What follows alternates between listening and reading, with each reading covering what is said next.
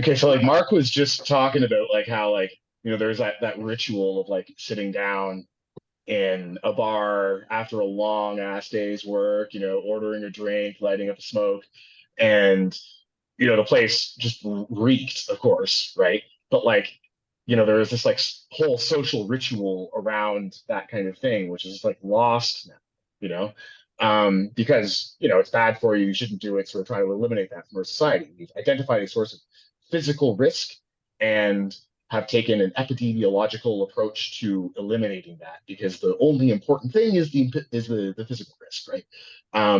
And then like there's a flip Right, of it, and excluding and excluding, of then course, purchasing overpriced cocktails, which is not sure, a risk, right, which we should right, talk about right. as well. Like the idea that, like, oh, say we're stripping away at a ritual that we believe that is in some way, or that Well, no, but someone somewhere. you made another interesting point too, right? Which was like, you walk by playgrounds these days, and there's way less playground equipment, if there even is a playground anymore. And that's we know why. That's like the insurance industry being like, oh, like someone could chip their tooth if they fall from that slide or something, right? As well as like helicopter parent types who are like very highly overprotective. But to me, this seems like to come from like a similar kind of place, right? Where there's this kind of like biological, physical risk, which has been identified as unacceptable. And as a result, like um, a whole classification of human activity is simply removed, no matter how deeply rooted it is culturally and without any reference to the disruptive effects it will have on human psychology, on society, on it's like okay, so there are some biological risks here, but wait, are there benefits that society reaps from that custom or practice or activity Yeah. that you overlook by with this sort of exclusive focus um,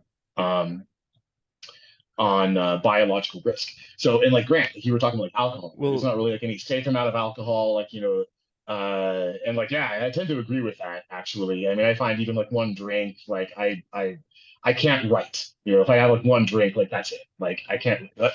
Okay, I did drunk. I did write drunk once, but like for the most part, I find it shuts things down. And yet at the same You're like time, the anti. You're like the anti Hemingway, in other yeah, words. exactly, exactly.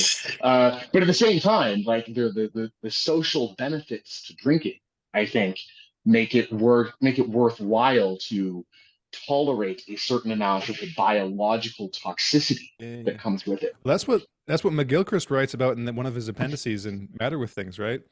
Like, Grant, Grant, do you have that book, or have you ever checked it out? Do you have like an ebook copy I've of it or just anything? I've just read what you guys have written Okay. about him, Well, so maybe I I think gotta I get it. I th- I think I might have I might be able to send you that appendix. I think I took pictures of it because it's all on alcohol. He just kind of goes on this tangent about how he was interested in these in all the health studies on alcohol, and then this is kind of like epidemiological stuff and like high level, like looking at heart disease and kind of stuff like that. Cirrhosis of the liver And and and liver cancer yeah, and yeah, and so he's one of those guys, one of those kind of obsessive academic types. When he's interested in something, he'll read everything on it. And so he's like, I looked at all the literature and I can't find anything consistent that shows that any of this stuff is legit.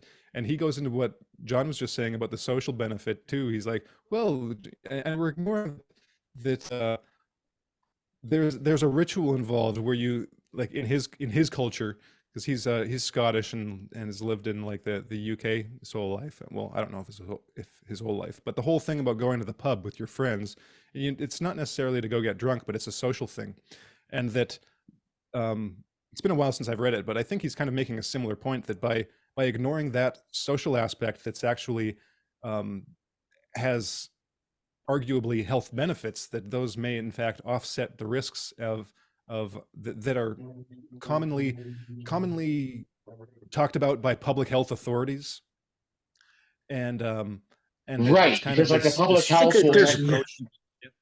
they like reduce humans to like what Agamben called like bare life, right? Like you're just this biological assemblage of cells in a box, and the only relevant inputs are, you know, food, air, water, um,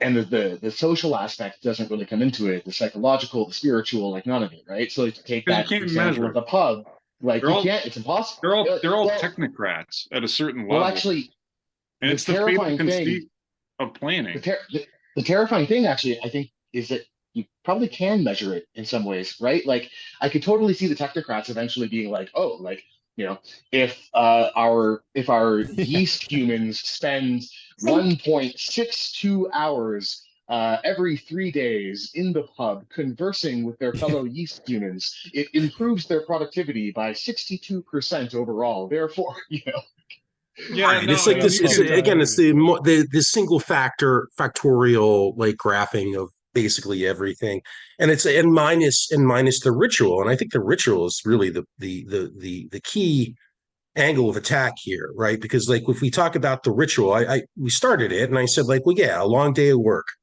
I walk into a bar. It's a bar where I'm Norm. Everybody knows my name. I know everybody else's name for the most part. It's the watering hole.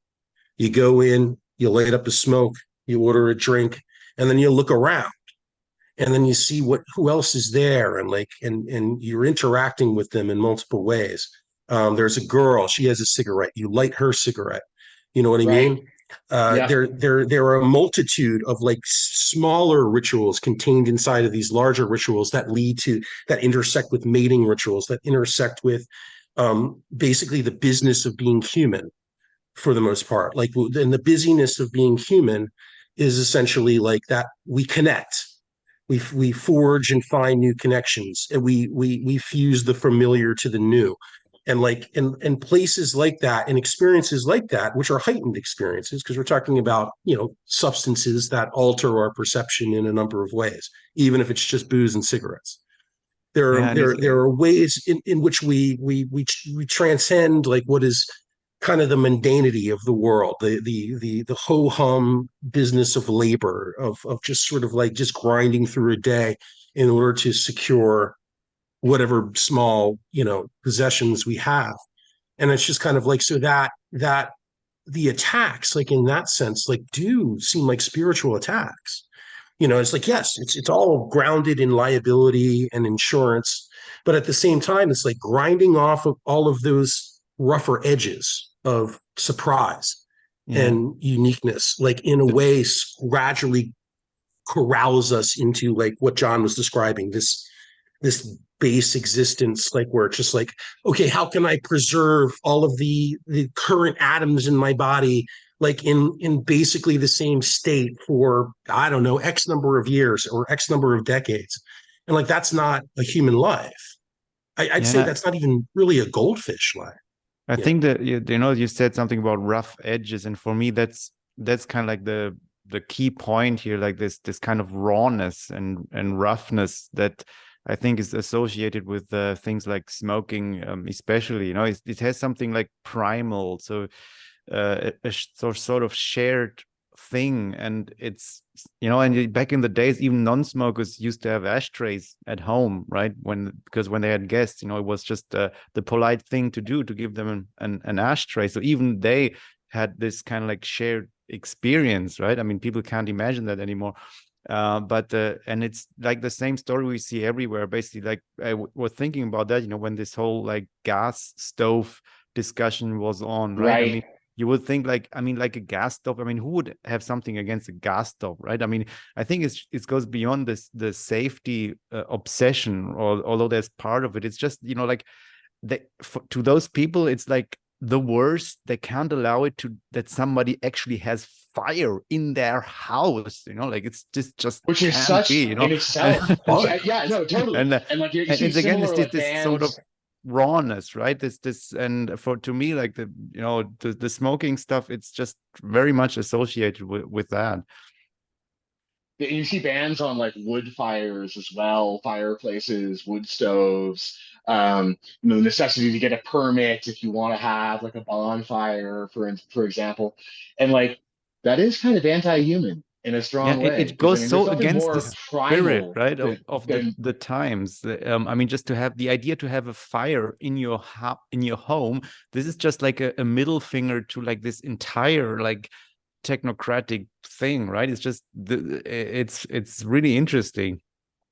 Yeah, it's And the you it's think the like, it's the it's the Well, evil gods that bound Prometheus to some degree, right? Like right, if you want to right. get mythic about it, like it's just sort of like the idea of fire. You have fire, you say you're burning fires in your house, like how dare you? And it says, like, you mean the Well, thing that made us thrive, that got us through the ice age, like that thing, the thing and like that there, that and that there's this old association too between like fire and like ancestor cults.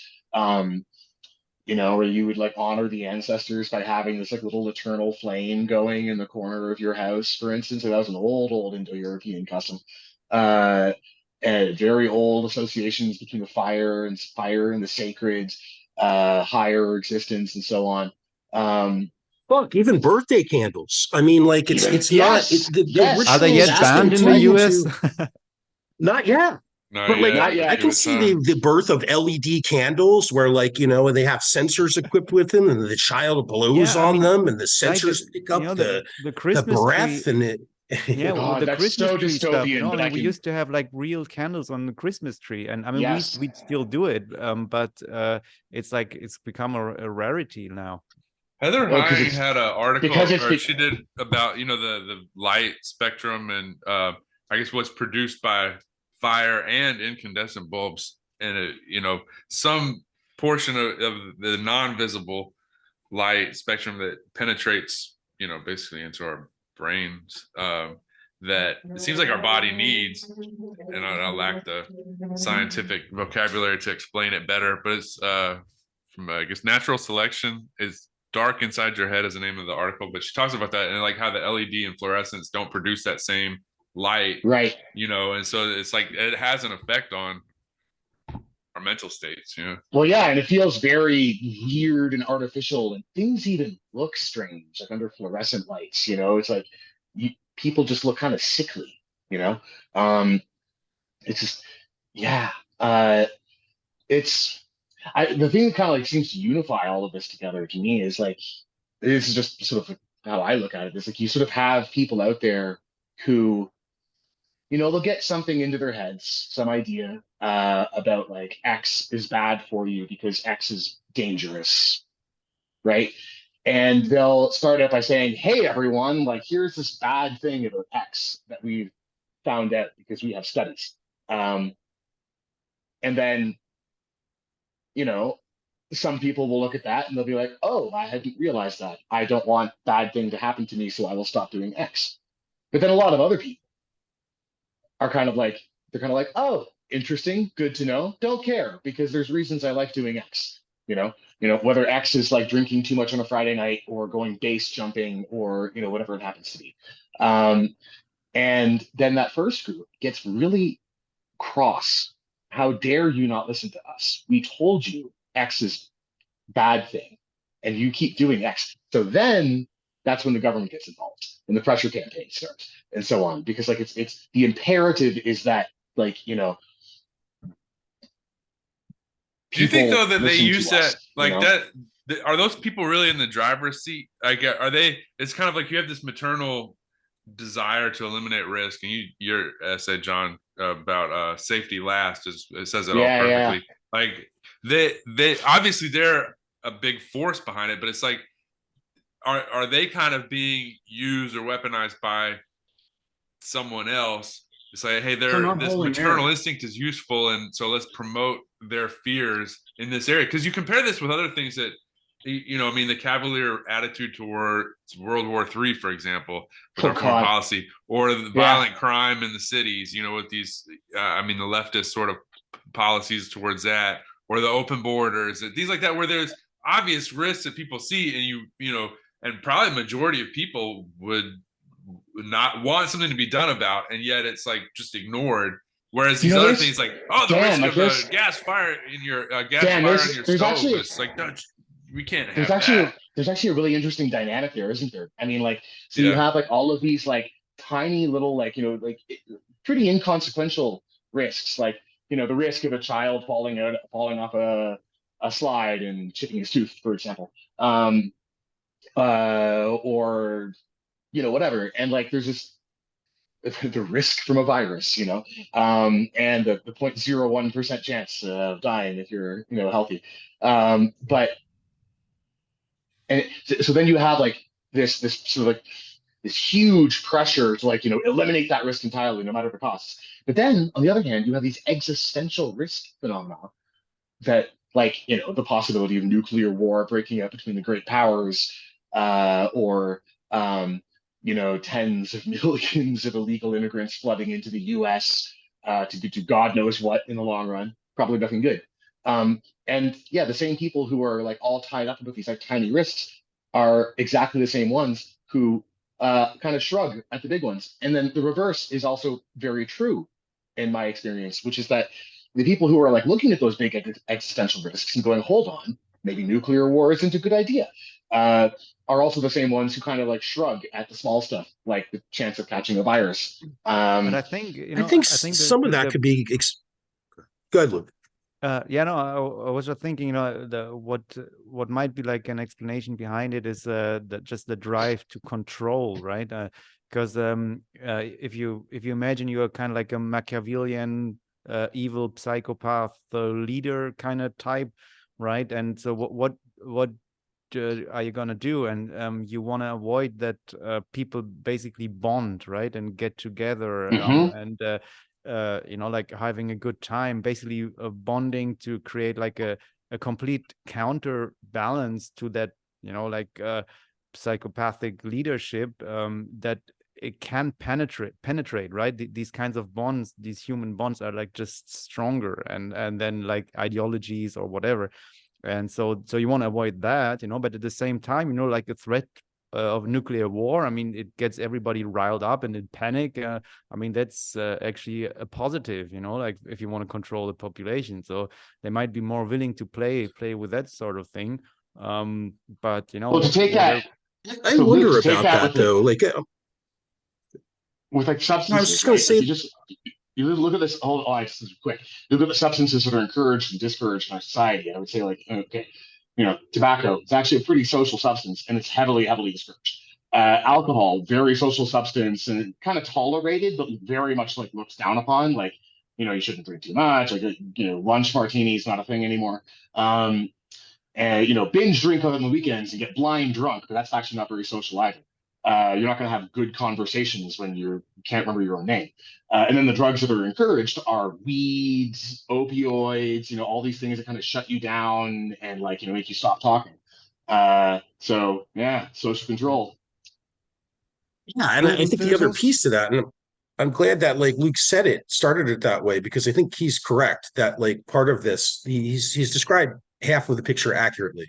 So there are these sort of like, there obviously are beneficiaries of like this sort of control, gradual dulling of the edges of the sharp edges of life, and at the same time like separating people from each other, making sure that they don't engage in the kind of rituals that would strengthen their bonds, and in some sense like rehumanize them. But then there's the other aspect of that. The other part of that, I think, is like, I don't know that people are really panicking over abstracts. Abstractions like nuclear war, like that, when I was a kid growing up, that was still a very real possibility. We were still very much in the Cold War. It was still very much something that people, spread panics about. But at the same time, I remember a distinct feeling of not being panicked. It was an abstraction. It was something, it was this potentiality that didn't seem to have any actuality.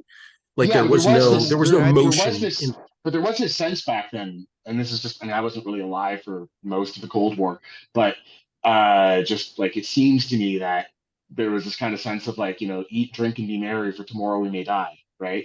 Like, that's how I kind of saw it. Yeah. And I think that like a lot of people, yeah. But just to get to my second point is that I wonder if it's not panic that people are experiencing, but the opposite of that control matrix, that control mindset.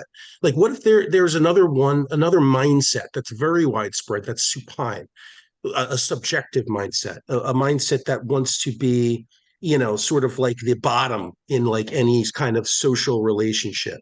that would prefer to be commanded, that would prefer to be told what to do. Like, in other words, like something along the lines of a parental proxy.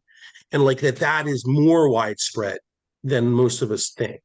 That there might be like more people that even if they can't express it in language, that would prefer to be told what they can and can't do. And like, so even though they would naturally gravitate towards those rituals that we're talking about, because those are good rituals, they would naturally gravitate towards them, but then they have a threshold beyond which they're just sort of like, well, if I'm told that I can't do this, I shouldn't do it, and I won't do it, and I will castigate others that do it.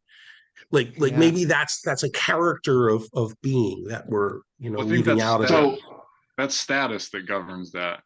So like that's how people, like the type of people that are compliant like that, they're concerned about elevating their status, and that's why they'll shout down people that are doing things that everybody knows is stupid and unhealthy, like smoking. But I think that everybody's kind of been dancing around this because maybe we don't want to sound like postmodernists and like Foucault, but I mean it's all about power. Like we started talking about fire, you know, and we're talking about drugs and the ability, like they're powerful, you know, and the monopoly that is given to certain credentialed class of people to be able to prescribe a huge array of drugs.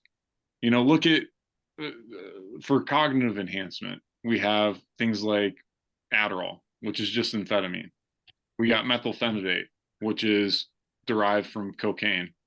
You know, so you can't use coca leaves like the Peruvians do to tolerate high altitude and long work days. Nicotine has similar effects. Alcohol has it, like, but when it comes to drugs, like everything else, there's trade-offs. And that's why the whole public health paradigm doesn't work, is because they're like the only person who knows whether or not it's a favorable trade-off to use a drug in any capacity, recreationally, for health, wellness, whatever. The only person who's qualified to make that decision is an individual, because they're the only one who knows their values and preferences. And if you have the mindset of wanting to help people and wanting to help people be healthier, which is, you know, the narrative that public health folks operate under, you can't use force and coercion or nudging, like Cass Sunstein style, to try and modify these people's behavior and expect that it's going to turn out for the best, because you're going to be running roughshod over these preferences and missing these subtle nuances that we've covered over, like the social aspect, for example. No matter how sophisticated your model gets, there's going to be stuff that you miss. And so if you want to help people, then say like, hey, why is smoking bad? Like, what are the health adverse consequences? How does that impact you? Same thing with alcohol. You know, what are your values? And hey, if I think that this is bad from my perspective, let me try and persuade you of that. And that way you can actually find out, what are the trade-offs?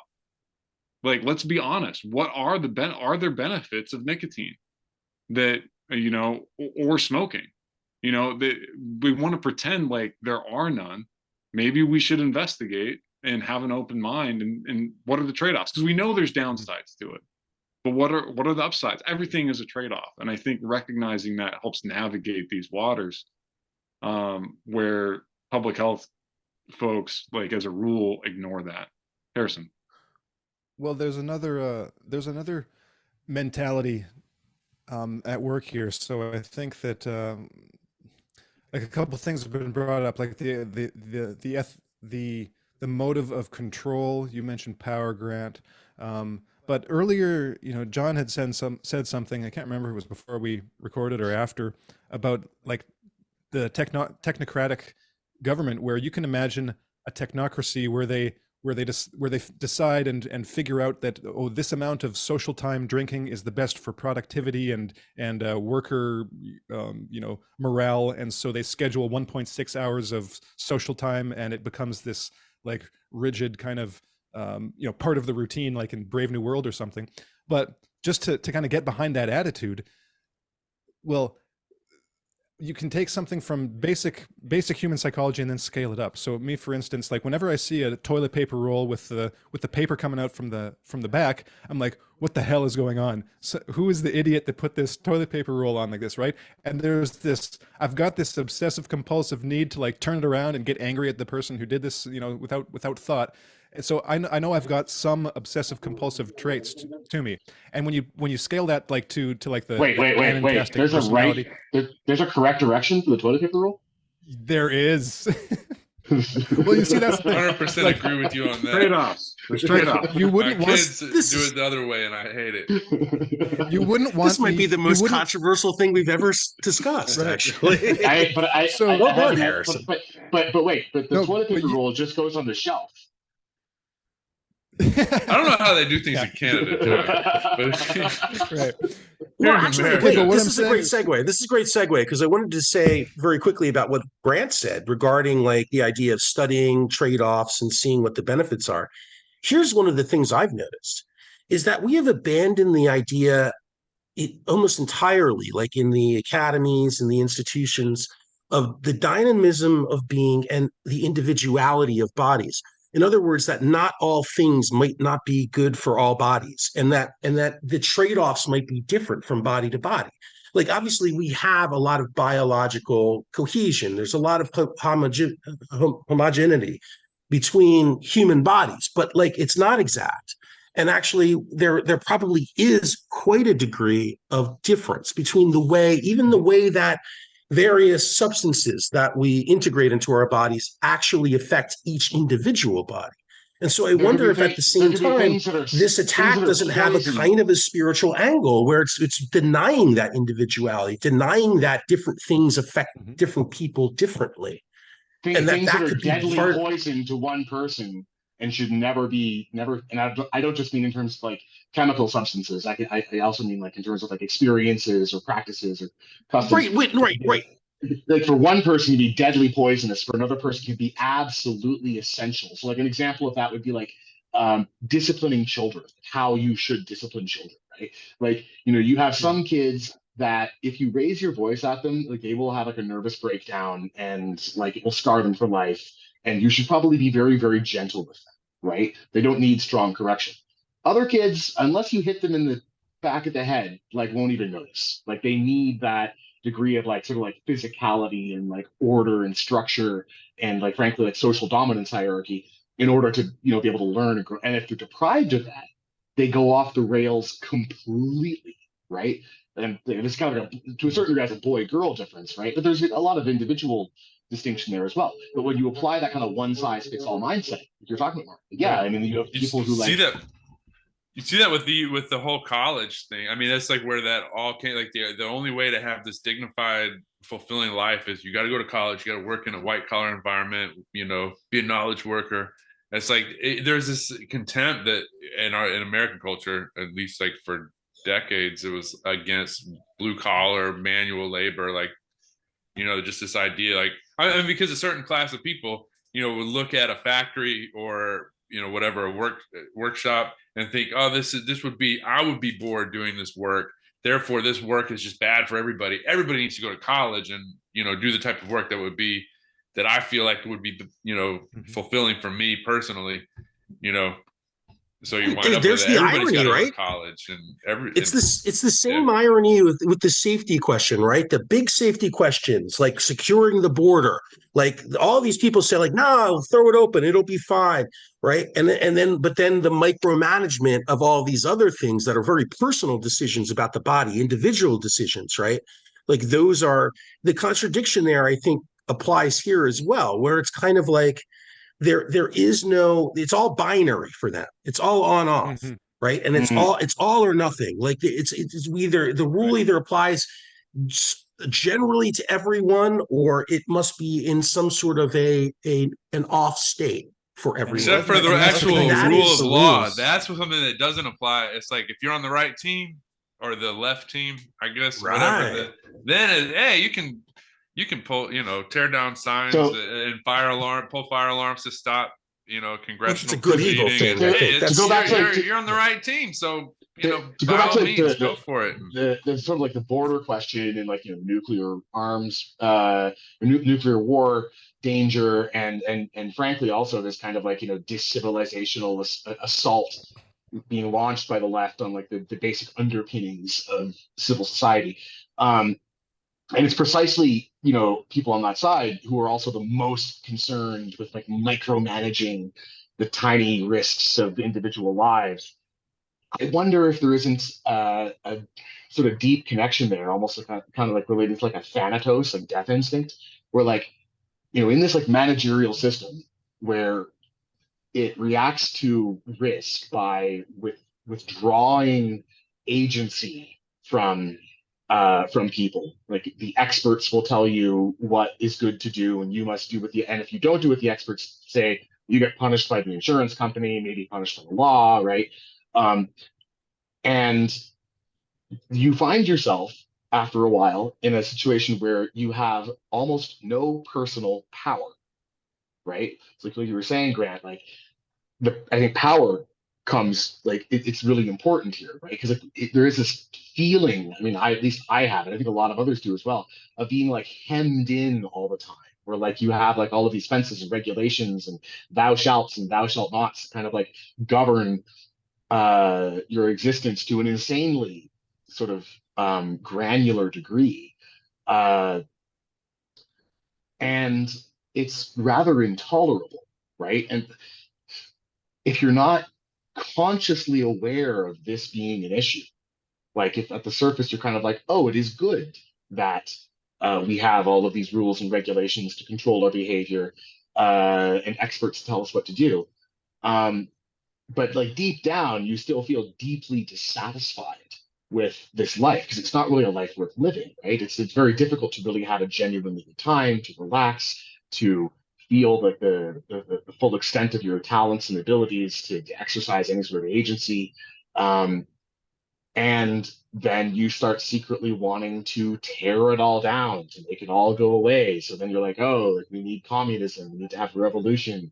Or you look at something like nuclear war and you sort of think like, well, would it be so bad, really? Like it couldn't be worse than But this. like the nuclear war thing, I think it's actually it's a good example because we're talking before about like like these big fears, like nuclear war, for example, like these big problems that dwarf like all the how high should a rail on a balcony be so that no children fall off, kind of bullshit. Right. And the thing is, in Germany and in Europe in general, I mean, during the Cold War, this was like a major scare, right? I mean, this was like really freaking people out and was like pushed really hard.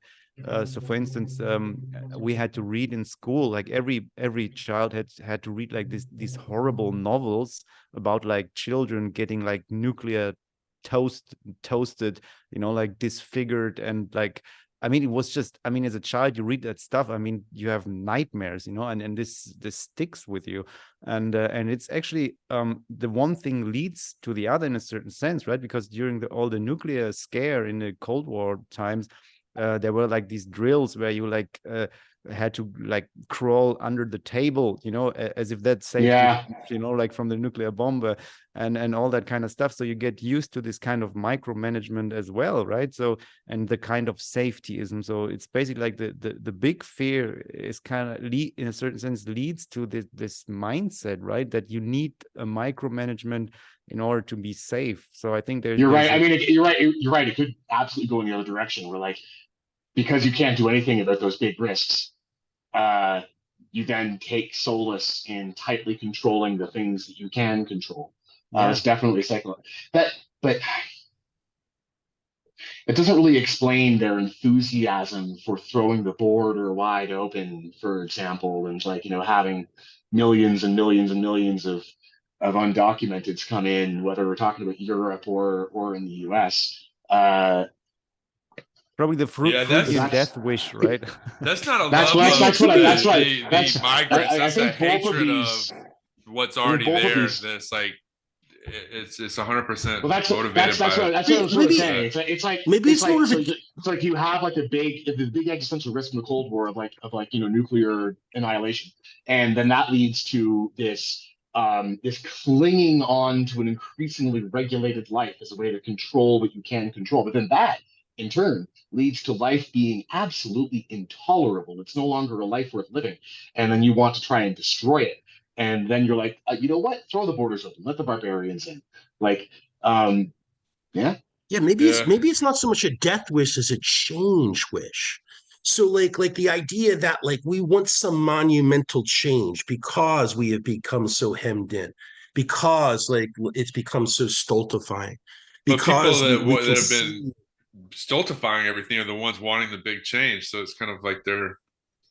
It is I don't weird, know. but it's possible in the sense like at a level beneath language. Like Luke was talking about sort of like all of the propaganda that we were treated to when we were kids. I was treated to it too in the 80s. And like, but yet what was popular? What was popular in the culture? Post-apocalyptic movies. Mel Mad Gibson was Max. popular. He made a career out of Yeah. it. And so like what they like I think at the same time that there was maybe this what some people might experience as a death drive. Other people were saying like let's get it over with.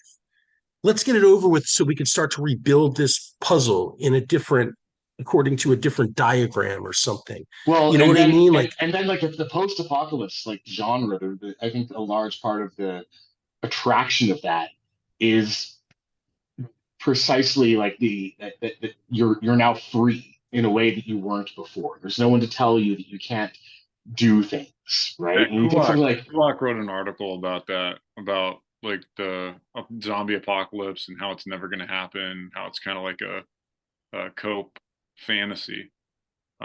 it absolutely is. It's hey, easy gentlemen. The year no, is I mean, young.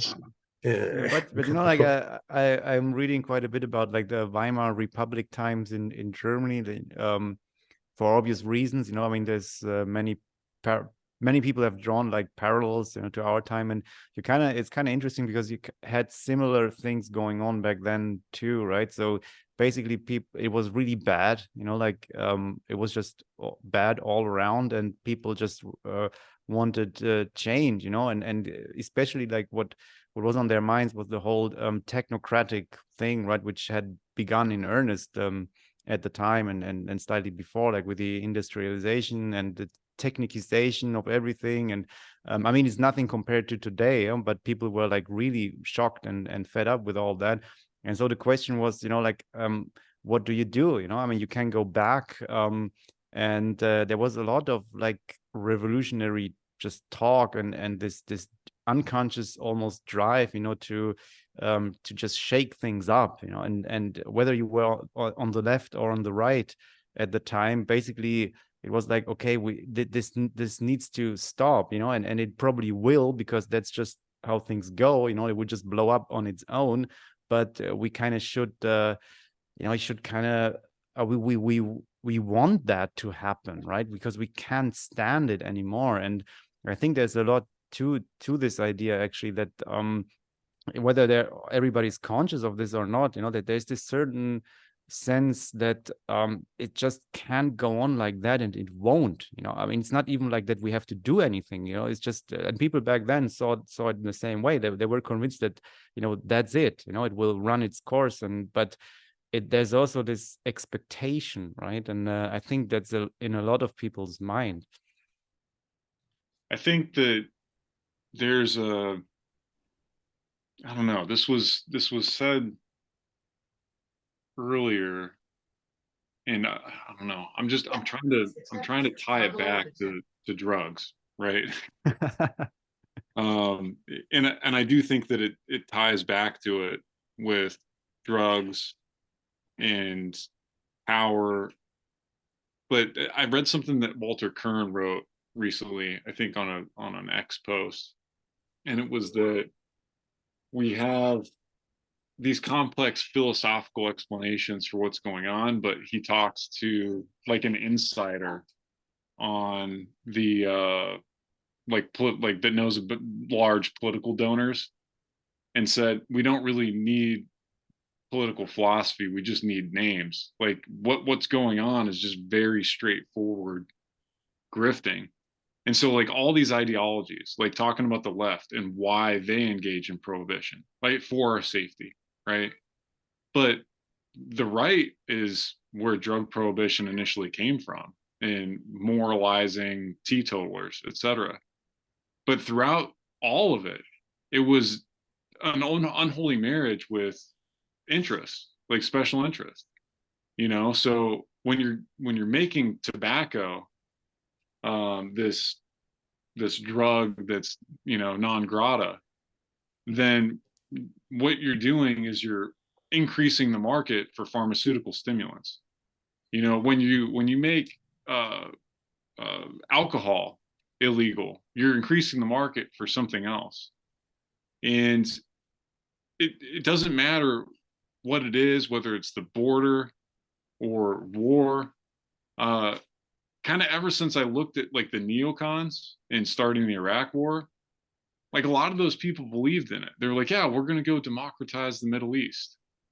And yet other people stood to make trillions in profit. And so it's like, well, who's responsible? It's an unholy alliance between the two. So, who was responsible for drug prohibition and even, sex, like sodomy being illegal? That was because of the right, And I think that's where the definitions get very, very confusing, and why I don't think that left and right are as useful as they may have been. well, And maybe they were they're never not very useful. useful at all.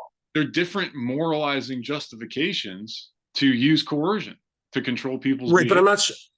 And Right. like And somebody else that doesn't give a shit about the ideology is there every step of the way, helping it happen and profiting. right, and that's what I'm thinking. So, like, that's maybe a better apt description. Like, if we're redrawing the map, we should say there are people who take advantage of moral panics in every age, and they manipulate opinion in order to advantage themselves by spreading moral panics. That's a group. That we could say that's a definition. We can't say it's left or right.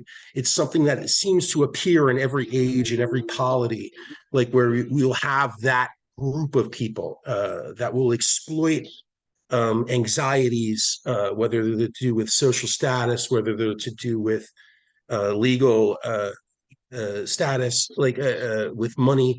Like that's a group of people, and then there are also groups of people that say, okay, no, we thank you very much, but we would rather not participate in whatever kind of structure you're trying to impose on us. And I think that extends to drugs as well. Like it's sort of like, I in the words of Jimi Hendrix, I am experienced. I absolutely, I don't think I tried to write it down one time, but I'm not sure if there's any major drug, whether it's street level. Certainly, I haven't engaged on a pharmacological expedition. I have not been prescribed anything, but as far as it goes to the street, there's nothing I haven't tried. And like it's sort of like the thing that always rankles me is that the legal drug dealers, the ones that will prescribe the Adderall, they will essentially prescribe all of the on patent versions of anything that you can find on the street, or almost anything. And so, like, what rankles me about that is that, again, like, this seems to be a case of when you take something that's prescribed by a doctor, there are two things going on. One thing is very psychological, and the psychological play here is this: the psychological fundament of that is you are broken in some way, and this will make you whole. And so, like, incorporate this, transpose that or compare that to something like heroin, compare that to something like cocaine, compare it to mushrooms, compare it to whatever you like.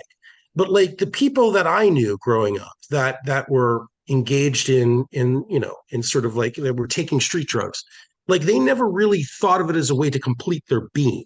I think that might make the difference between an addict and a non-addict. And so essentially the entire pharmacological framework that's set up right now is saying that, is describing you as someone who is fundamentally broken in some way.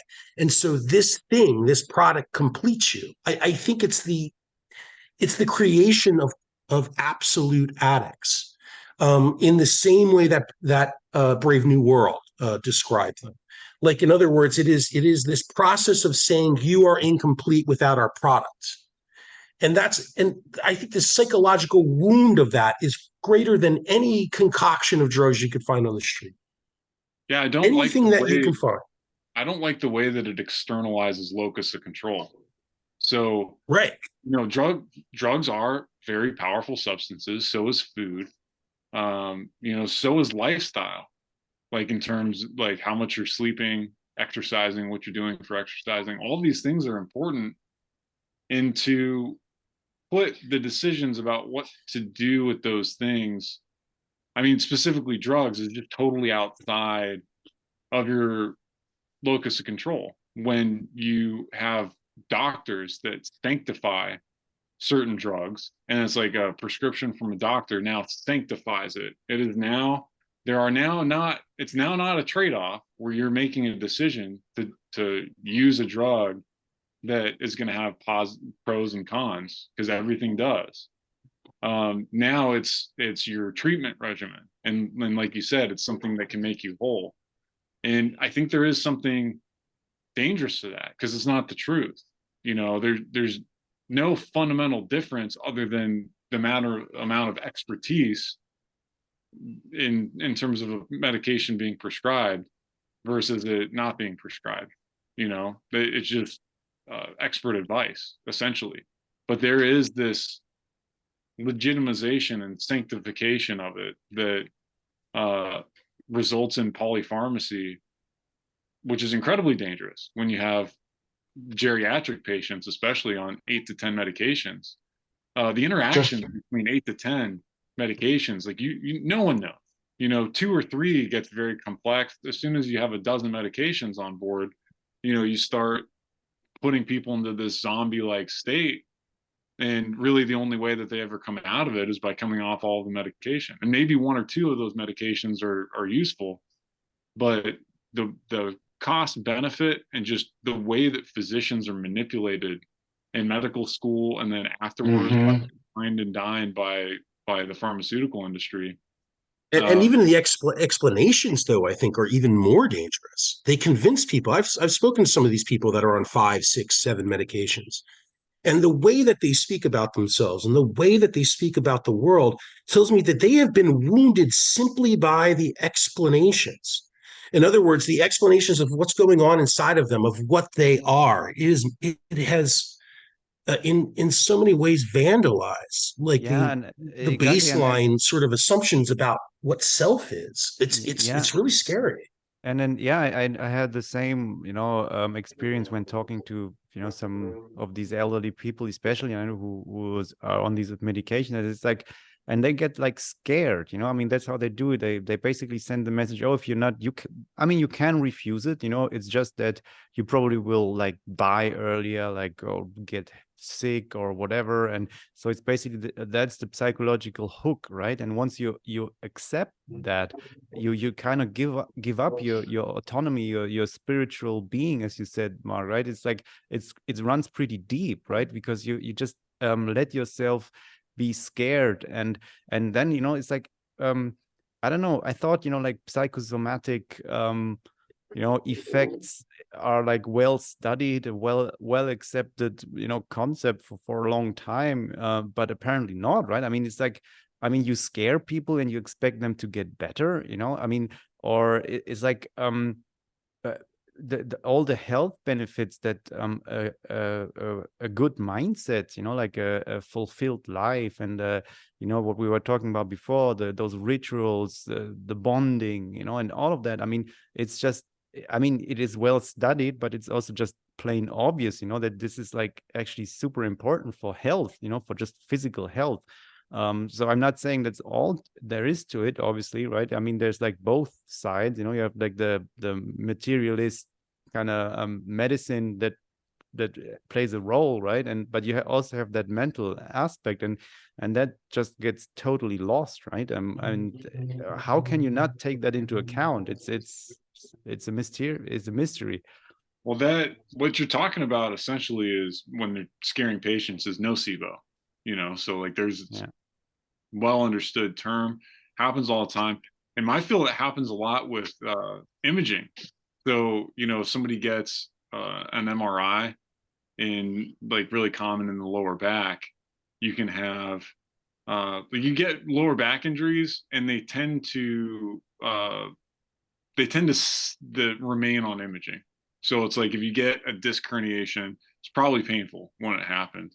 It's probably really painful when it happened, or even a disc bulge. Probably you're like a little. I can speak to this from personal experience. It's terrible. Yeah, and well, I mean, it varies depending on the extent of the injury, but down the road, like that's going to heal, and then down the road, that's still going to show up on MR, and so somebody could have back pain that could not be related to that. And there's people that are completely pain free that have gnarly imaging, but the way that most physicians, since they don't have a lot of experience in musculoskeletal care, at least not like ones that aren't specialists, like say in primary care, they'll read an MRI and say, oh yeah, you have degenerative disc disease, and people will be like, disease, like, oh, I have this disease, like I'm just gonna have back pain forever because my discs are degenerating. And it's like, no, I mean, like 50% of people in their 30s have some degree of that, of those changes. And if you understand how to communicate that to a patient and like what it actually means, then you can avoid noceboing them and essentially making them worse, or making them, just because of the makes structure of our spines, like it is practically impossible to be a mammalian biped past a certain relatively low age. I think it's like in your 20s, without incurring some degree of skeletal damage that will show up on a medical imaging scan. yeah. And yeah, And so even calling it damage, like there's like osteoarthritis, like the way that I think about it is your body lays down bone to control motion. So like when you have too much motion, your body lays down bone, and that stabilizes the joint. And that happens in your spine. It's called degenerative joint disease or degenerative disc disease. So if you lose a little bit of disc height, now all those ligaments that are spanning that joint are functionally loose. So you got too much motion, you got instability. Your body lays down bone to control that motion. So it's not necessarily even damage, it's just change. It's your body adapting. Right. And there's tons of people that have very advanced degenerative disc disease that their backs feel completely great. And, people can get there, but people hold on, like it's what Mark was saying about like part of your identity. People hold on to these diagnoses, and it becomes a part of their identity. Like, hey, is like, I have a herniated disc in my back. No, so like when I threw up my back deadlifting a few years ago, I was like reading up on all this stuff, and some of the bodybuilding forums, especially, were talking about exactly this dynamic. We're like, you hurt your back, you go into the doctor, they're like, oh, we need to do an MRI or something, and then you do it, and then they find like all of this quote unquote damage. And then they terrify you with like, well, we found this and that, and you should definitely, don't lift anything heavy, like, you don't strain yourself, like take it easy. We need to do surgery. Kind of makes you. Yeah, I think that's fascinating, because that kind of makes you wonder, doesn't it? Like with the smoking stuff, for example. I mean, how much, like of the health risks are coming from like basically the hypnotic suggestion, that if you smoke, you get lung cancer. If you smoke, you are like unhealthy in general. You're like the scum of the earth. It's unquestionably a component. So like, I mean, I'm not saying it's an attack. Yeah. I agree. It's an attack. I think it is an aligned attack.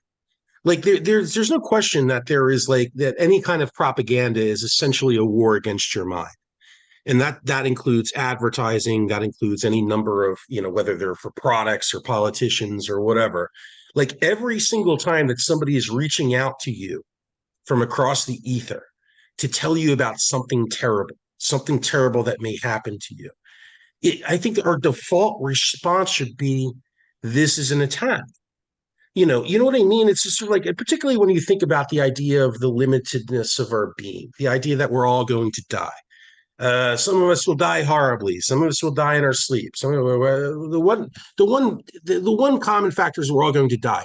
The idea of reaching out across space and time in order to inject fear into someone for any reason, I really mean for any reason. I understand that there are probably edge cases like where it's just sort of like, okay, we want to reach out and warn someone about something that's extremely dangerous that they're doing. But like if that danger doesn't expand outside of the realm of that individual person, then that's an attack. And I think that you can gauge like the sort of the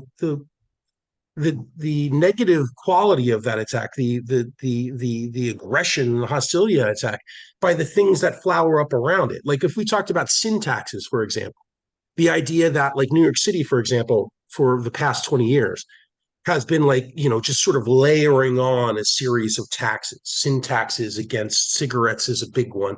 There was also what I used to like to call the alcohol, I assume. Yes, alcohol, not as much though. Interestingly enough, not as much. And nothing on sugar. Forget it. Sugar's fine. Yes. Sugar apparently, like, and I'm talking about like not natural sugar. I'm talking about Bloomberg wanted to, didn't he? Like he was talking about. He wanted to, but he had special pleading for new customers that were coming in. I never saw a 7-Eleven in New York City in my life. And like when under Bloomberg's reign, like 7-Elevens blossomed. It was like kind of like the cherry blossoms of China. Suddenly they were everywhere. And so you had like this essentially this corporate entity that came in and knocking on the door. Bloomberg like allowed for special circumstances for them. In other words, he wanted to put a syntax on all of them, on buttered popcorn, on all drinks, on all soft drinks that were above 32 ounces, I think it was what it was, except for 7-Eleven and except for Starbucks. Because again, like these are the tools of control and of power. And so you make these special exceptions because like you want the money, you want the receipts from these people. And so it's sort of like, so it buried in all of these things. And I remember like there was the most amazing part to me was like when they were doing what I used to call it the save the world lane. So like essentially like another one of these schemes was that like they were going to put in in other words, like a lane, a special lane, like where if you had a certain number of passengers in it, like then they would say like that's a carpool lane, and so therefore we'll give you a break on your commute, right? And so the problem, with this, the problem turned out to be, guess what the problem turned out to be? The problem turned out to be that people adapted. And so what happened was like you'd have commuters in Jersey that were standing across the other side of this bridge. They would wait there and people would pick them up, strangers. In other words, they were unofficial cabs, essentially. People would be commuting to work. They pick up strangers at the foot of the bridge, right? Or at various points along the way to there. And they would go through the carpool lane, the save the world lane, and everything was fine, right? But it wasn't fine because they weren't getting the revenues that they wanted. Because in other words, it worked too well. And it's the same way with syntaxes. It's sort of like if syntaxes were truly meant to turn off people from smoking or to turn them off from drinking or whatever it is, if they work too well, guess what? It will be a problem. They started arresting people. They started ticketing people that were picking up strangers in order to use the carpool lane. They don't want it to work. They want the money. That's all it is. They just want the revenue. That's always been, I think, like a huge part of that dynamic, right? Is like if you It's this can virtue fig leaf. Like it's you fucking gin up nonsense. you gin up a scare around it, and like now you have the excuse to tax the ever living shit out of it that you would not have had before. Like it would just it would have struck people as, wait, you're not trying to make money from it. You're just trying to dissuade people from doing it. You're doing it for the best of reasons, and it's even your own interests. Yeah. That dynamic of scaring people with medical providers, I think it's more tragic than that, because I feel like I think a lot of times they think they're helping. They think that using fear to modify behavior is going to be in the patient's best interest. And I think that's what's so disturbing about it. Well, I agree, Craig. I mean, it's crazy. There's a sort of like confluence of interests, right? I mean, like you have your kind of political interests that just want to raise revenue, and then you have your sort of public health types who like are like true believers, like they genuinely think like, oh, like if we lie about something, it's a little white lie because it'll actually it'll be a noble lie because it will prevent people from doing a bad thing. Yeah, but first of all, like what has been noted, nocebo. So everything has not, like placebo and nocebo, the way that we can talk about both of them simultaneously is we can say that they're non-specific effects. So anything that you do is going to have specific effects and non-specific effects. Non-specific effects is largely talking about the psychological aspect that can have dramatic influences on your health. So using fear in order to get after positive health outcomes is like probably you're always going to be unsuccessful, because you have to overcome those negative non-specific effects that you're delivering. And in order to do that, like the intervention has to be so powerful that you would probably be able to sell them on it without using fear in the first place. And the other thing that screws it up is that fear, as everyone knows, turns off your cognition. Like you can't think as clearly and rationally when you're afraid, or under any conditions of powerful emotion.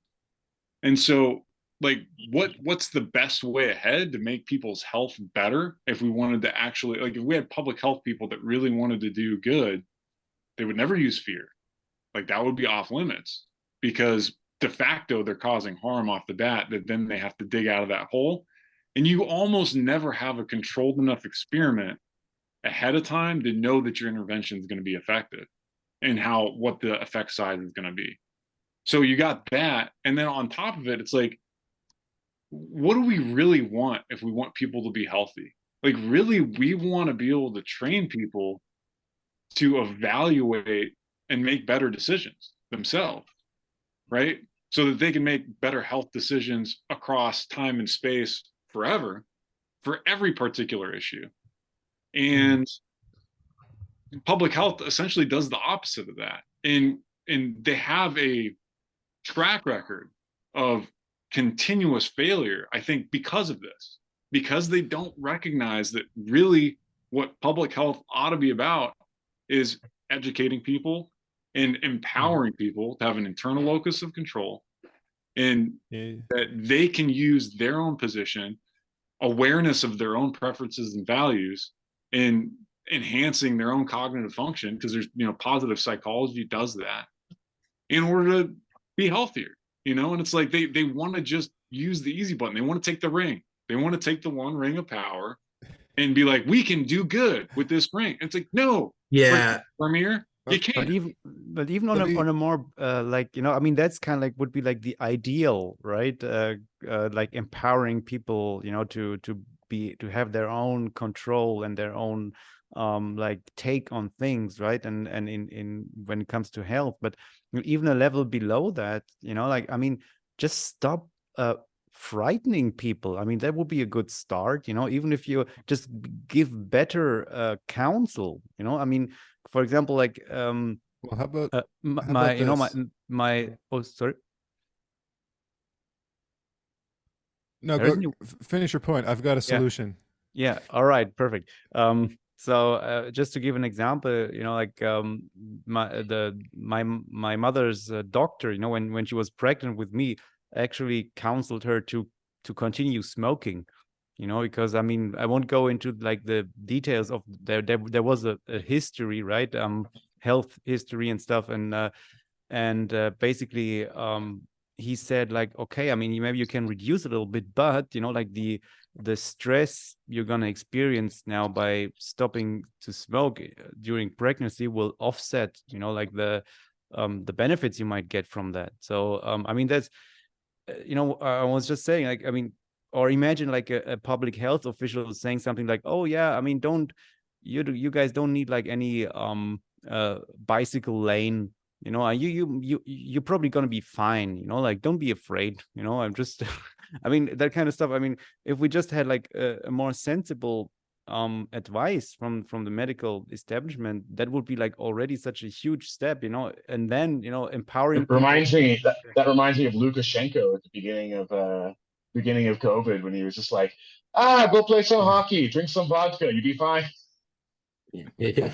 Okay, so here's the solution. So while Grant, while you were talking, well, I'm joking, half joking, but while you were talking, it reminded me of, so there's this Polish psychologist Dabrowski that I'm familiar with, and one of his principles of psychotherapy was that when he saw a patient, he would prefer if he only saw them once, maybe twice, maybe a few times. The purpose of psychotherapy was to get them to be able to do it on their own, so that they didn't have to come back over and over and over and over again. He thought that psychiatry, like Freudian psychoanalysis, what do we call it? Psychoanalysis, where you go, at least once a week or multiple times a week for the rest of your life. He thought that was ridiculous, absurd, and unhealthy. Now, so I was thinking maybe the same thing should be applied to medicine, and to specifically like pharmacology, because a doctor should probably, like, this is for the most part, in general terms, their interventions should be specific and temporary. So if you have a broken bone, you get it set. If you need surgery, you get surgery. But when it comes, and if you need medicine, they give it to you like for the specific purpose that it's needed for. Now, of course, there are going to be exceptions, but that it should probably be limited to that for the most part. So you won't have doctors saying, okay, well, we're going to put you on this drug for the rest of your life because there's this thing wrong with you, and et cetera. Like keep the doctors to being these like technicians of the body for temporary fixes and things that might need some time. Well, I don't know, Grant, what do you think about that? Should drugs be limited to specific interventions? And I think there's a lot of providers that do that, but I'll give you a specific example that's pretty horrifying of why that doesn't happen. Like, look at insulin dependent diabetes, so type 2 diabetes mellitus. You're not allowed to say as an endocrinologist that you can cure that, even though I know an endocrinologist who's gotten people off of insulin, and it's like, you're not allowed to call it curing it though. You have to like say it's in remission or some shit, because the American Diabetes Association, like, who are their biggest donors? Like Kellogg's and like these companies that sell a bunch of carbs. And like, frankly, like, I'm not one of these people that's like, oh, like carbs are the enemy. But if you have type 2 like if you have insulin dependent diabetes, or you're developing insulin resistance, then having a hypocaloric diet, there might be some marginal benefit to reducing the carbohydrate intake, because you get bigger boluses of insulin release that's going to create more insulin resistance, etc.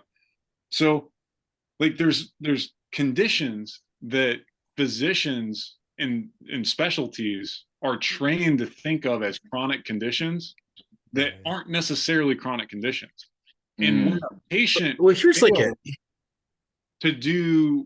so like, lifestyle is almost always the most powerful intervention.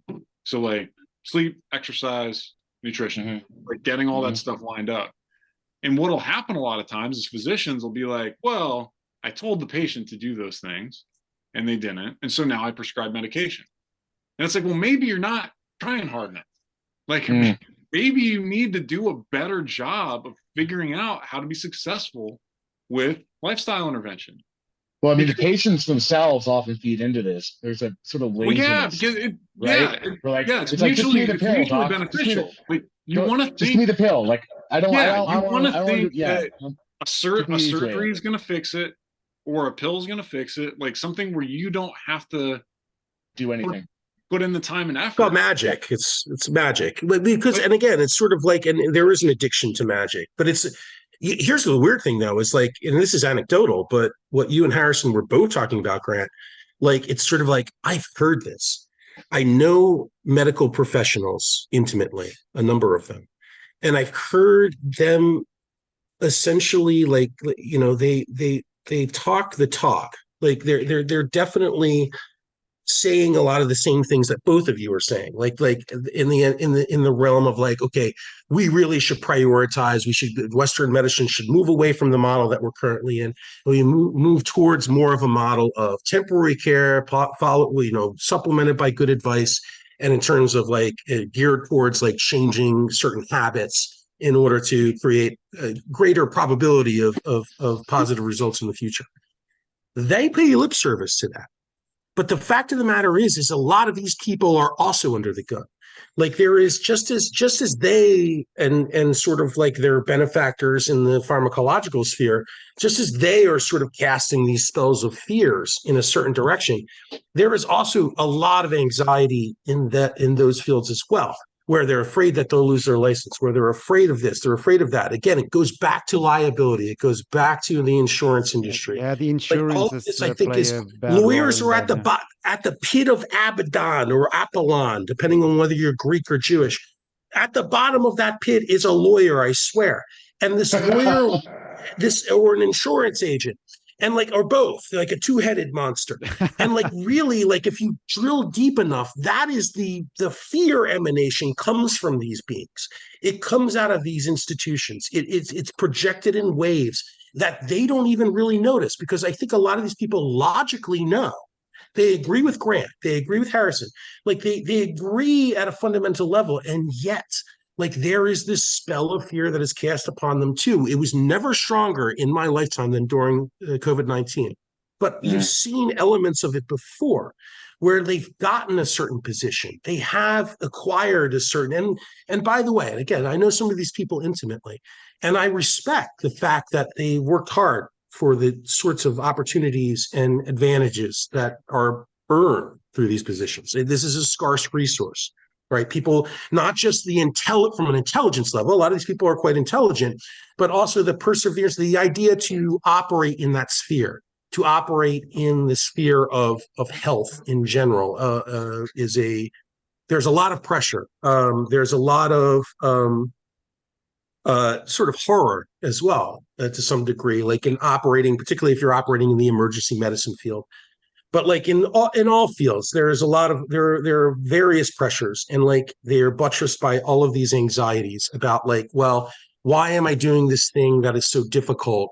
If I can lose it at any moment, I better play it safe. And so, while they can speak freely in certain environments, as Grant was saying, you know, it's sort of like there are certain words that they're not allowed to say. There are certain there's certain boundaries that are both like sort of, some of them are very, very hard and fast, and other ones are kind of blurry. And so I think it gets them into this state where even though they want to provide that good advice, even though they want to lead, they are terrified to do it. They are absolutely terrified, and it makes them say weird things. It makes them act in contradictory ways, you know. And then you also have like the unfortunate, in my opinion, like there is, I don't know if it's something that is sort of part of someone's intrinsic makeup or something that maybe is exemplified if you're in that field long enough, but there is a kind of a God complex that develops with a lot of these professionals. It's just there. This is not me like casting moral aspersions upon people who display it, but it's certainly apparent. And it's one of those things that magnifies if it's left unattended. And again, to me, that means spiritual attention. Like you need to like be able to become aware of yourself and start asking yourself all the big hard questions, regardless of what your answers to them are. Like if you avoid asking them, period, I think that could kind of, you can have a situation where like somebody has like a minor God complex that metastasizes into something that's almost inhuman. And so with all of those pressures operating at the same time, even though like they know that everything that you are saying is correct, they cannot self-correct. And like that means that I think that the ultimate system that needs to be smashed is that lawyer, is that system, is a legal and liability system that is the root of all evil, not money, weirdly enough, but risk. Yeah, sorry. Yeah, I just wanted to go back to what Harrison was talking about with Dabrowski, and a sort of concrete example from the world of psychiatry is depression. So, of course, like, these days, what is it, like 1 in 10 Americans are taking some kind of oh, we lost Luke. Okay. Are taking some kind of antidepressant drug, like an SSRI or NOAI or whatever, daily, and they've been on it for years and years, and they'll basically always be on it, and it causes all kinds of weird side effects. So then, the psychiatrist has to adjust their dose, or change their medication or whatever it is. And it doesn't actually cure the depression. The evidence for this is, I think, overwhelming at this point. It has basically no effect, but it is highly addictive. You can't just stop using it. So back in the early 1980s, there was psychiatric research using MDMA, where they found that something like 2 or 3 interventions stretch out over like a year or two, where they would give the patient a dose of MDMA and then have a trained psychotherapist sit down with them for a few hours, and the drug would have the effect of opening them up and making them very empathetic, both towards themselves and towards others, which then, together with the psychotherapist, they could get real insight into their condition. And the clinical results were that 3 interventions, three treatments over the course of a couple of years, and the cure rate was pretty much 100%. Like, people's depression went away because they were able to identify why they were depressed, like whatever it was in their life that was making them depressed, or whatever it was in their own psychological makeup that was leading them to be depressed, and they stopped being depressed. Like, they changed those things in their lives. But MDMA was first synthesized in the early 20th century. It's been off patent for an incredibly long time. But by the 80s, it may well have already been a controlled substance because it was a party drug. But even if it wasn't, like, I don't know the specific history on that aspect. The drug companies weren't going to be able to make any money from it at all, because it costs like pennies per pill to synthesize, and it's off patent. So, like, what are you going to do? And furthermore, like, what, 3 treatments for pennies each? Like, how are we supposed to make money on that versus something that costs, like several $100s a month in prescription fees, and that the patient has to take every day for effectively the rest of their life? Like, of course they're going to go for the second one, even though it doesn't work. So yeah, just a very concrete example illustrating exactly what Dabrowski was talking about, I think. I saw a couple of messages come up here. So yeah, whoever was next, jump in. Allopathy has a tremendous amount of power within it, and I think there's this dialectic about alternative, like complementary and alternative medicine, where they advance stuff that I think it's stupid, frankly. Like, could you maybe, like, homeopathy? I think it's stupid. Like, there's no molecules left. Like, supposedly, the substance aligned the molecular structure of the water such that it still contains the properties. I don't buy it. That's like an extraordinary claim, and the evidence is pretty weak for homeopathy. And so you have people that practice allopathies, physicians, and the really aggressive ones like to dunk on complementary and alternative medicine because there's aspects of it that are, I mean, it's just really easy to dunk on them from a materialist perspective. That's not to say that there can't be strong non-specific effects, and I'm not even discounting the possibility that there's specific effects that are just very nuanced and difficult to describe. But the most powerful and obvious effects in medicine do come from allopathy where it's appropriate. Like if you need insulin and you don't have it, like you die without it. If you need antibiotics because you have a particular bacterial infection that you're going to die without those antibiotics, you need it. Certain surgical procedures that if you don't get them, you are going to die or you're going to be friggin' miserable. And there's really no other alternative. And so that's a lot of power. And since allopathy has that power, why would anybody be surprised that all the vultures come circling? Like all these people that see opportunity and power and want to leverage it to their own ends, obviously they focused on allopathy for a very long time. It's not because allopathy is evil or those techniques aren't effective and useful in many contexts. It's been corrupted and perverted just because it's so powerful. And that's why we see the structure that Mark was talking about, where it's just this kind of pervasive, interdependent thing. Insurance, third-party payers, so like individuals aren't making decisions based on quality or affordability.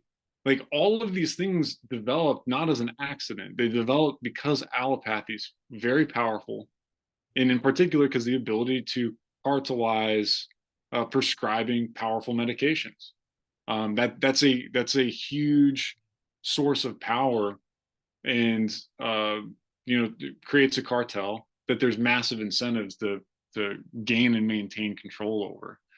So I just wanted to point that out as a thing that explains some of what Mark was talking about. And I think it explains what John was talking about too, because those same monetary moneyed interests, like they're going to look at MDMA, they're going to look at psychedelics, and they're going to try and cast this aura of irrespectability around them.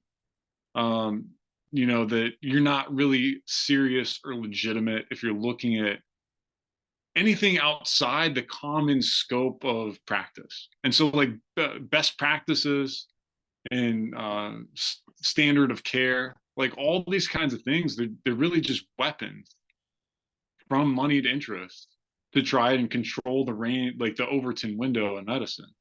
Because it's really it's the money aspect of, yeah, because money aspect corrupting it, right? Like, yeah, like repurposed drugs, like with what's available now, everything that we know in science, repurposed drugs, in a creative mind, there are solutions out there to a lot of the healthcare problems that people have.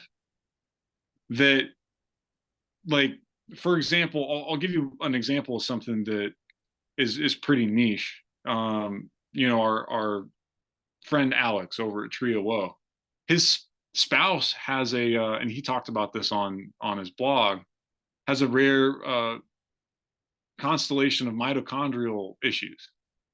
And so like people talk about chronic fatigue syndrome, like this is a thing that there's probably ways to develop repurposed drugs, maybe develop new drugs, but you can't do it because the phase 3 trials for new medications it's like $100 million. And so it's completely controlled.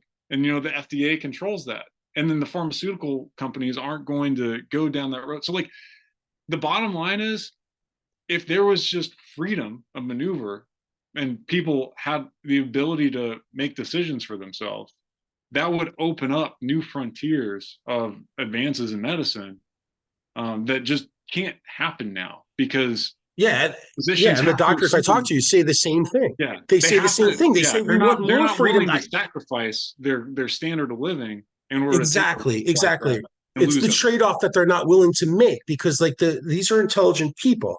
And I talk to them and they again, there is a lot of crossover here between what you're saying and what they say. The problem again is that particularly with the allopathic sort of like one of the ways that it's described to me is just sort of like, okay, I can only clean up after the car crash, and like by that time there's very little I can do.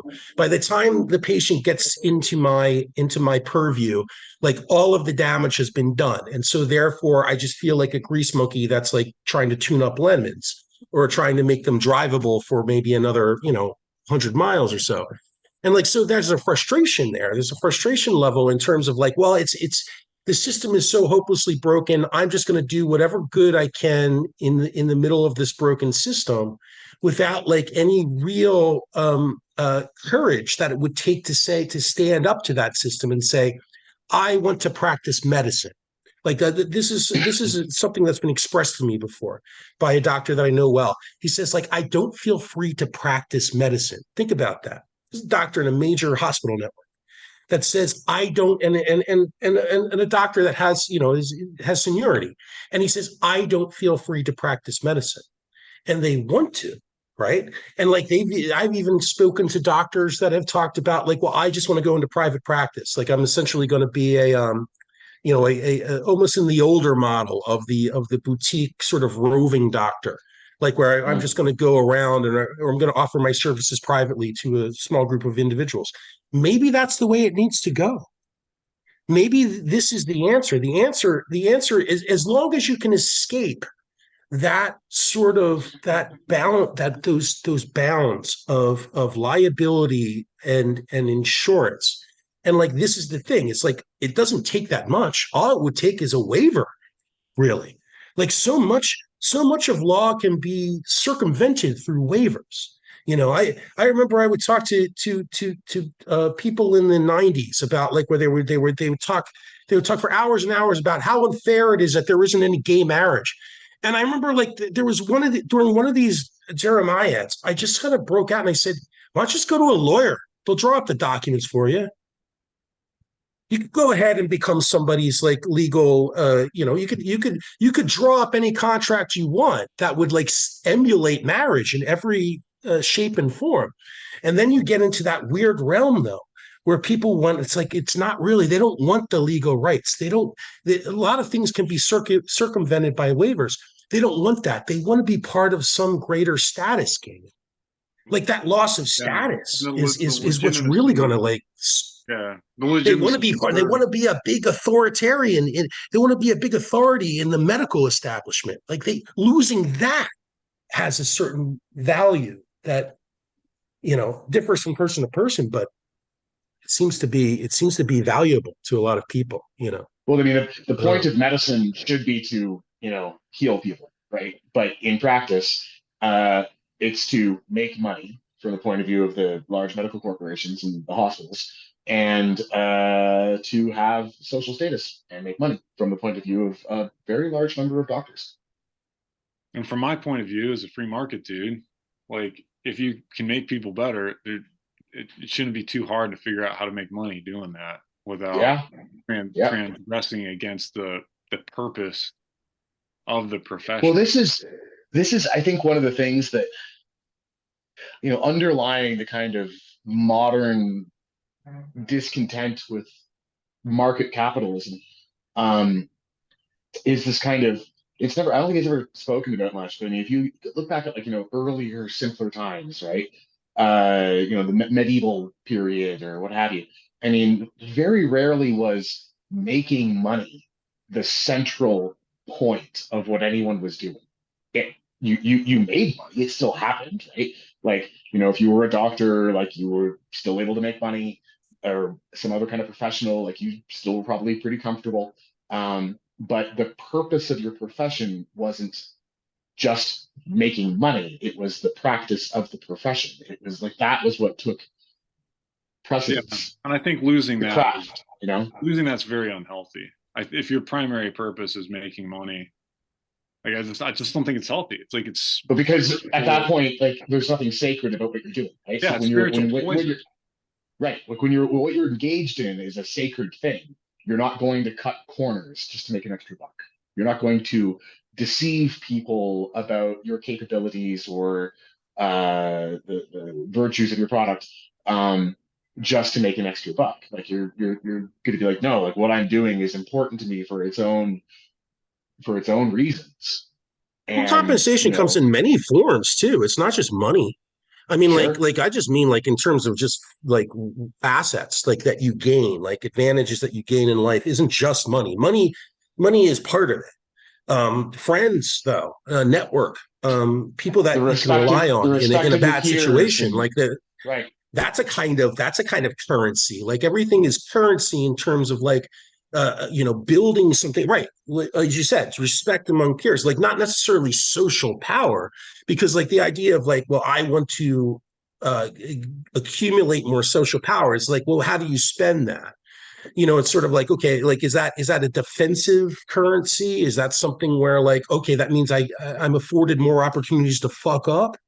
Or does it mean this is a some kind of a bribery tool or a blackmail tool, extortion tool, something that I could pay agents in order to cause problems for people that I don't like, or that I in I some don't, way need I don't something think from? that, I don't think most people were even thinking about it in those terms, like I think that kind of like cold calculating, like how do I monetize my social networks? Like this was not a way that most people thought in the past, No, it, no, it, not most people, but like most people were peasants in the past, and a very yeah, few were but aristocrats, I, and but I mean, like, aristocrats thought that way. I think I'm more talking about your sort of professional classes, in like the medieval period, who generally, by and large, weren't aristocrats. Like the doctors and the lawyers and the craftsmen and so on. Like they weren't peasants either. They sort of the middle class, right? But like Okay, yeah, sure, yeah, I agree with like that. Like kind of a you'd have like some bourgeois kind of layer. yeah. I mean, you have like well, I mean, the bourgeois were your property owners technically. That was kind of a later thing that came about sort of in the 19th century to challenge the old aristocracy. Um, but like I'm again just like talking about like your professionals, like specifically I guess like Like plague doctors, right? doctors, you mean? Like or Yeah, like well, I mean, do is there there's certain like I vicars, mean, like people with a there have always been like physicians, and like various kinds of craftsmen and artisans and what have you. People like specialize in like in a certain like blacksmiths, right? Who like specialize like in a certain kind of thing that they do, and of course like they need to support you need to support yourself doing it, right? Like, the baker isn't just going to give his bread away, right? But you right. know he's also not just doing it for the money. Like if there was no money in it, he wouldn't do it, obviously, because he'd starve to death. But the point of it really is to make good bread. Like he's and if that's kind of the central point of it, he's not going to poison the bread because he can make a little bit of extra money that way, right? The blacksmith isn't going to make deliberately shoddy goods because that using lower quality iron means he gets more return business or something because his stuff breaks I more want to often, so talk to they you have to about come back. China. I want to talk to you about the manufacturing base right now. Yeah. I'm trying to This talk to gets you about into built-in it, obsolescence. I dude. mean, like, come on now. I've actually got a whole essay I'm working on this planned obsolescence because it's always just enraged me. Um, Well, just it's you're right. so There's a change. And why does that change? I agree with you now. Like, why is that change? So what was the arc of that change that led us to this place of built-in I think obsolescence of people who I think it was managerialism. So like I know everyone likes to dump on managerialism these days. It's like trendy to use this. That's maybe why I'm doing it. But like um, once you have a class of people who can sort of seamlessly, frictionlessly move from one kind of industry or service to the next, for whom any of these activities are simply ways to make money. No intrinsic no intrinsic difference between running an auto parts manufacturing plant or a chain of coffee shops. It's all ultimately just a corporate structure designed to generate revenue. And It's you have accountability. this. It's the changes in accountability that accompany that. Because you Yes. can't, if you get an economic hitman manager that comes into an organization and liquidates Right. capital to improve market, the share price in the near term, setting up a catastrophic fall after they've moved on, then nobody can hold that individual accountable. And it's just Yeah. the same reason why the blacksmith, in times gone by, was motivated to produce quality, because his customers would easily be able to hold him accountable. Because exactly, the person who's doing the work and who runs the business and owns the business and whose name is on it is all the same person. So if he produces shoddy work, that's his name on the line, right? Exactly. He can't like just go and become the baker because he has no idea how to bake. Whereas like when you have a chain of blacksmiths that are being run by some managers, that manager, if that business collapses, he could just like hop onto the bakery chain and he'll run that instead. And yes, exactly that accountability aspect, that sort of like response, the disconnect between responsibility and power, but also just like What were those people doing back then? Like the people that are our managers now, the people in that managerial structure, like I would assume that they had counterparts like during the age that we're describing, the age of blacksmiths, the age of bulletproofing your not armor, whatever you want to not talk about. not no Like not really. I mean, like you had they like a had no bureaucracy. counterparts. Like there was what were those people up to? Well, I mean, like you had a bureaucracy, but like it was much smaller. And like But I limited to meant like things like like a character, I'm talking more from a character level. In other words, I'm saying that probably the yeah. character of human beings have not changed all that much over the past I don't know, several hundred man. years. I feel like they were peasants back then. Like, just maybe they were That's priests. interesting.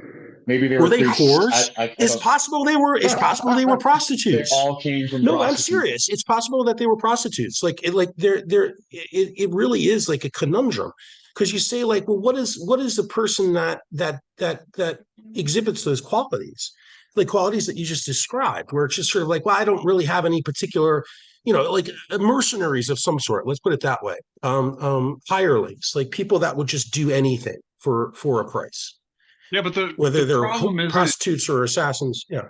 the problem isn't necessarily managers, right? The problem is managers with no loyalty. So, Mhm. like, and That's what I mean, mercenaries. this idea that came from like Robert McNamara, that like the organizational man, which John alluded to, where it's like it's the same running a car company as it is managing a large segment of Starbucks. You know, it's false. It's not true. Like there's so much implicit knowledge required to be a manager of a complex organization like that, that if you don't have it and you go in, you focus on metrics, you're just going to tear everything apart in order Bingo. to do, and then also your skill set in reality is not as transportable and mobile as you might think. Like as this lie tries to convince people, like you can't be a chief manager in auto manufacturing and move into hospitals and do a good job. You're not going to do a good job. Like you're gonna suck. Well, and most of them are not doing good jobs, and Yeah, they precisely because of this. Because So like, if Yeah, this- I agree. That's yeah. like this so, There's so, a so I lie think there. the problem isn't myth. having managers exactly. It's the professionalization of it, right? So like, I suspect One that size if you were fits to all dilemma. if you were to go back a century ago, the majority of people in managerial roles at large enterprises uh, um, are probably worked their way up through that business. And they started on the factory floor, and then they showed some talent and ability, and they just kind of got promoted up. And like, 20 years later, they're managing it on behalf of the owner. And like, they're going to have this intimate understanding of it. They're going to know the people there, and they're going to help everything run more or less seamlessly. And there's a huge difference between that and you just hire on some freshly minted MBA with a nice haircut, and slot him into this position. And he just kind of like applies like his spreadsheet knowledge and then ruins everything because he doesn't actually understand how the business works. Yeah, then ruins it, Yeah. and then is able to go find a job in some other industry where their reputation isn't ruined. And so like that's the myth, is that they're transportable. And if that myth could be destroyed, then they would be able to be held accountable. Like that, I think that's the problem. The problem isn't managers. The problem is it's just accountability. Like you can't have power without accountability. If you do, you end up with all the problems that we have. I'm working on an essay about It's distributed failure. It's distributed accountability, which is the problem. The problem is that anytime something goes wrong in a large enough organization, everybody's going to point a finger in another direction. And so therefore the accountability for any, even if it's a disaster, like it's going to be spread so thin. It's kind of like the insurance market, right? Yeah, you can't instead of find who's spreading risk, you're spreading responsibility. Or the, and like it's sort of like, so then no one's responsible. The withdrawal from Afghanistan, right? We're like, who's responsible? No heads rolled. No heads rolled. No one's or responsible. The financial collapse in 2008, or like the whole COVID debacle, later, Harrison. Or like, I mean, I've got a whole essay actually that I've been working on this topic as well, because it is deeply frustrating. Who's in charge, right? It's like no one's in charge, but yet there's a sense of like overwhelming power bearing down upon you, the source of which you can't point to, which I think also breeds a lot of paranoia. I think a lot of conspiracy theory, a lot of the motivation for that actually comes out of this this absolute lack of clarity about where power actually resides inside the system.